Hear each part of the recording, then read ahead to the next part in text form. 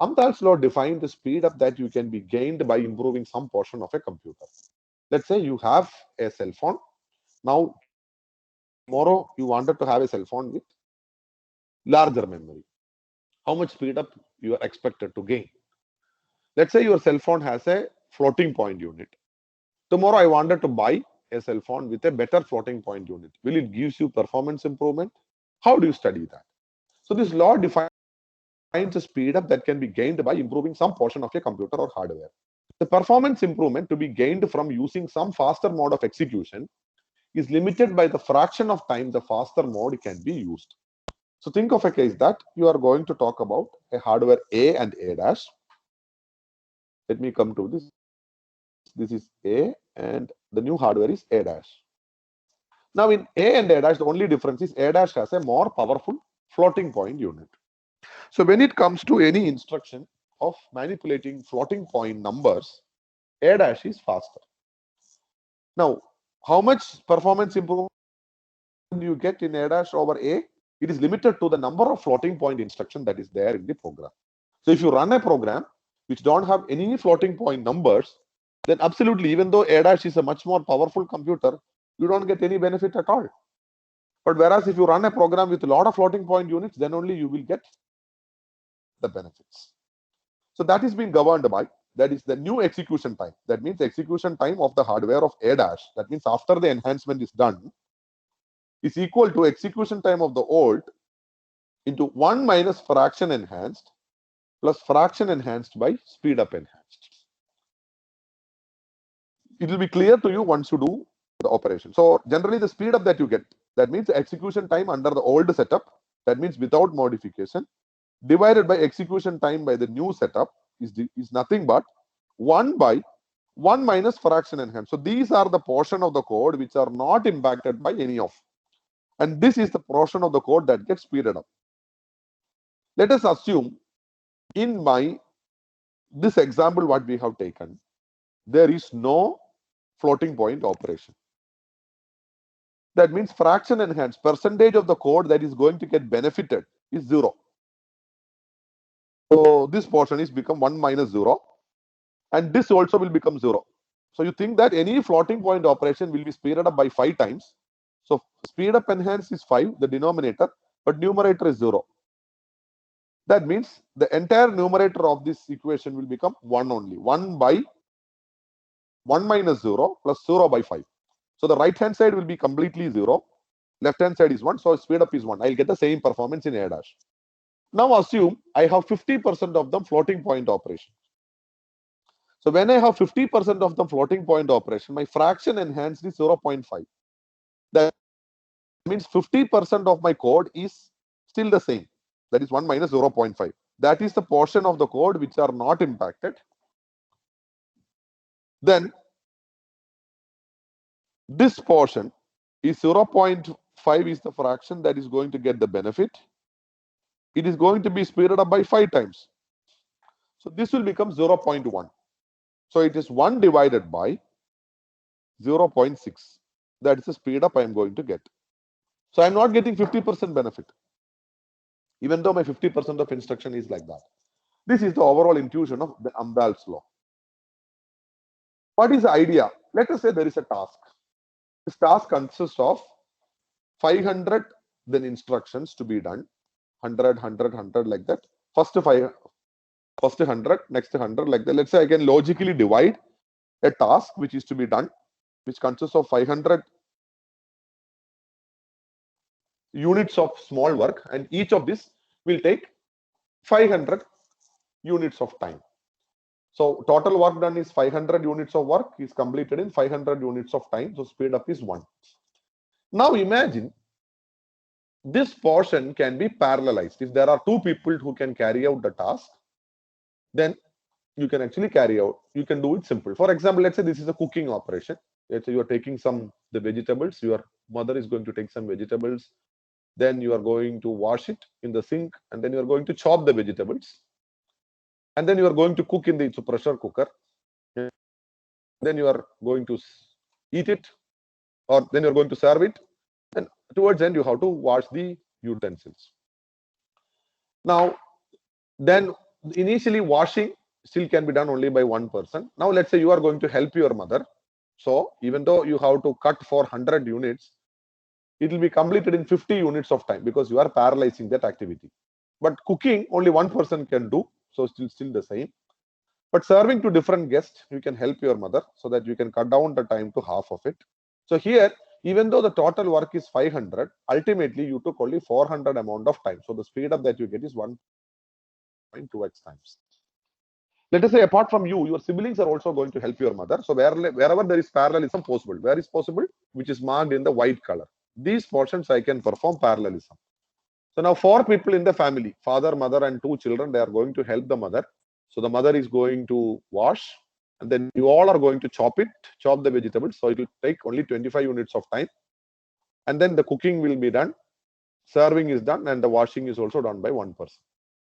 So here 500 unit of work is completed in 350 units of time. So I'll get 1.4x. So initially when I doubled the resource from 1, the speed up was improved to 1.25. But when you made the resources to 4 units, parallelly all of them are doing, but there exists some portion of the work which are inherently sequential, which nobody else can do. Now imagine you have infinite number of people who are going to help you. Still, the maximum possible performance is only 1.7x. So even though there are a lot of people, sometimes you cannot carry out the task. This is the reality. This means that in every task that you do, there is a lot of parallelism that you have to extract out. So this Amdahl's law will tell that speed up is equal to 1 divided by 1 minus alpha plus alpha by n. And when you look at the graph, the blue graph tells that if alpha is going to be 0.5, so 50% of work can be parallelized. So on x-axis, we can see number of processors. So from one processor, if I make a dual core or a quad core or 8 core, if you increase the number of cores, what is the speed up that you get?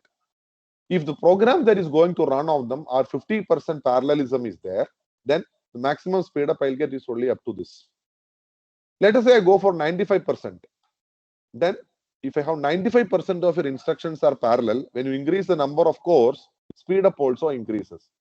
But beyond a point, it is this 5% of sequential code. Even if you have infinitely large number of processors, you cannot improve the speed up beyond 20. This shows that when you go for large hardwares, as long as your program remains sequential, there is less amount of parallel code that can be run. You are not going to get much of the benefit. Let me show an illustration of an Amdahl's law. Suppose that we wanted to enhance the floating point operation of a processor by introducing a new advanced floating point unit. The new FPU is 10 times faster on floating point computation than the original processor.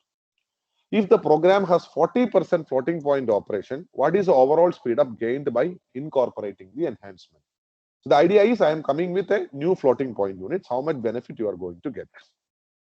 So we know that as per Amdahl's law, the speed up is 1 divided by 1 minus fraction enhanced plus fraction enhanced by speed up enhanced. What is the fraction enhanced?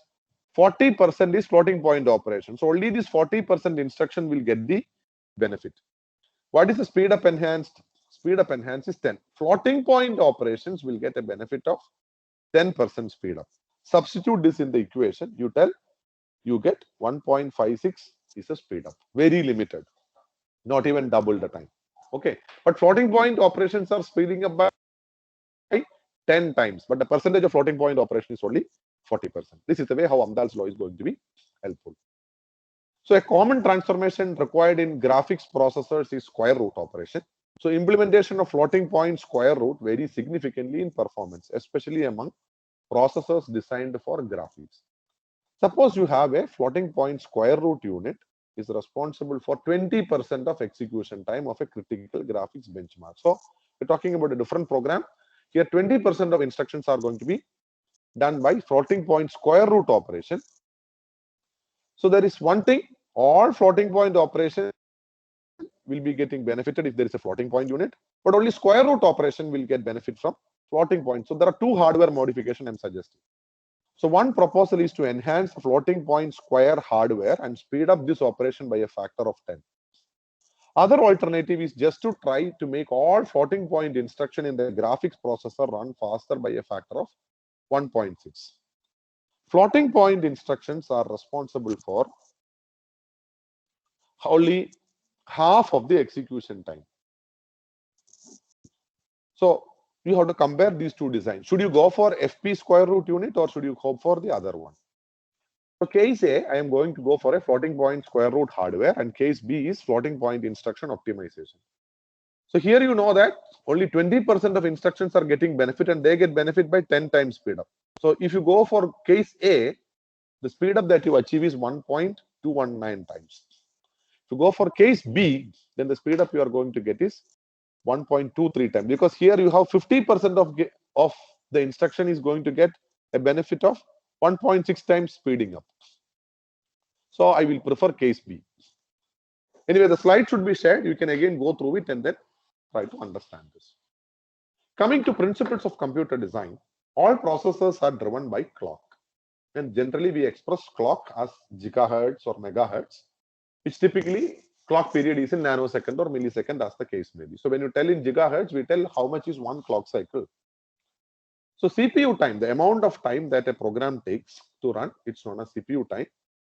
It's nothing but CPU clock cycles into the clock cycle time. How many number of clock cycles I took? Let's say I took 100 clock cycles to complete a task into how much is each clock cycle? Each clock cycle, let's say, is 2 nanosecond or 0.5 nanosecond. You multiply them. That is the total CPU time that you are going to take. So the cycles per instruction of a program is defined as CPU clock cycles required for a program divided by total instruction. Okay. So if I take 10,000 clock cycles to complete my program, which is of 100 lines of code or 100 instructions took 10,000 cycles, then I can tell what is the average number of cycles per instruction. And CPU time is defined as instruction count into CPI into clock cycle time. That's the total amount of CPU time that I'm going to run. Now, CPU time is nothing but what is IC? IC is instruction count. How many instructions are there in the program? That is called instructions per program. What is CPI? It is the number of clock cycles per instruction. And what is clock cycle time? It is number of seconds per clock cycle. This clock cycle and clock cycle will get cancelled. Instructions and instructions will get cancelled. And CPU time is defined as seconds required per program. So CPU time is nothing but IC into CPI into CCT.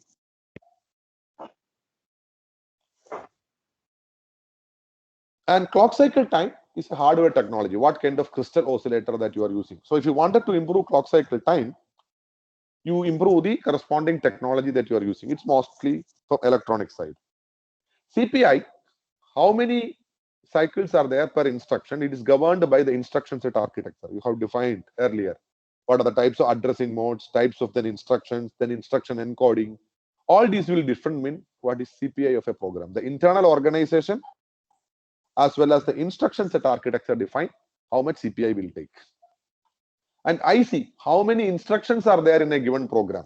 That is also defined, whether it's a RISC or a CISC architecture.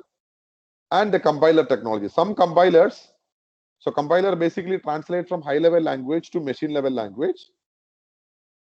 Some compiler will generate more instruction, some compiler will generate less instruction depending on the underlying hardware. So instruction count is governed by compiler, CPI is governed by the internal organization and ISA, and clock cycle is governed by hardware technology. So if you wanted to come up with a hardware which is taking less execution time for a program, then there should be equal enhancement at the hardware technology, let's say coming up with faster clock, mostly an electronics side work, plus a computer science work. You have to work on how can you simplify the instruction set architecture, how can you reduce the total the instructions, everything is being governed. But generally, a program have different types of then instructions. Some are ALU instructions, some are floating point instructions, some are load store instruction.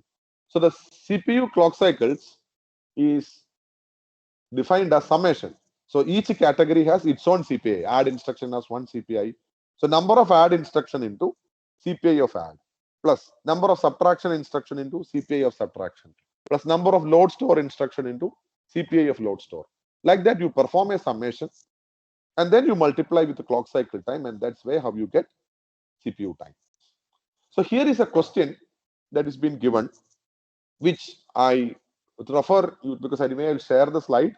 You just try to work it out. We will discuss in the next class. So it's a comparison between two architectures. There is a program A and another program B, and there are two hardwares. Okay, so two programs A and B that solve a given problem. A is going to run on a processor P1, which is at 1 gigahertz, and the program B is going to run on processor P2 at 1.4 gigahertz. So P1 and P2 have some differences when it comes to the percentage of instruction. So you can read through it, which mapping, whether you run the program A on P1 or B on P2. Let's say A can be bubble sort, B can be quick sort. P1 is an Intel processor, P2 is an AMD processor. So you are going to perform sorting. Which of them is better? A running on P1 or B running on P2 is better, and how much faster it is. So it's already solved. I'm sharing the slide. You will get the slide in the material, and the corresponding video is also there. There is one more, the example of Amdahl's law that is also given. Try to go through it. If there is any query, kindly post it so that we can clarify your queries there. Both are solved. And this is the reference for the computer architecture. So the textbook is also shared. So section 1.8 and 1.9. And whatever I have covered, 85% to 90% of them is available in an NPTEL course. It's not a similar course. That course name is called Advanced Computer Architecture, but some of the slides that I'm taking is common.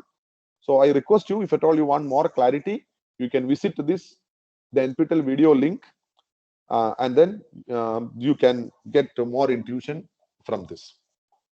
So with that, we are concluding for the day. If there is any query, you can post it for the next 2 to 3 minutes time that is been left. I will share the slide, and then you can go through it and go through the video also.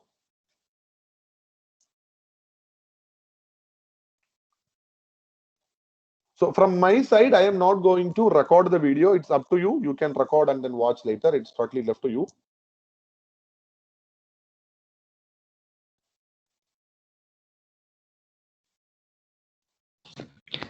Sir, I think the pace of the lecture was too fast for me. Okay.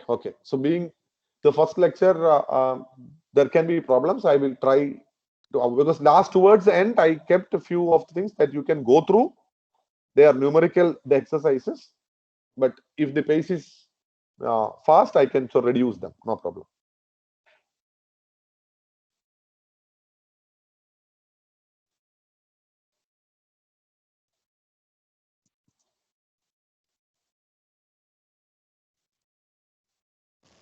Excuse me, sir. Yes.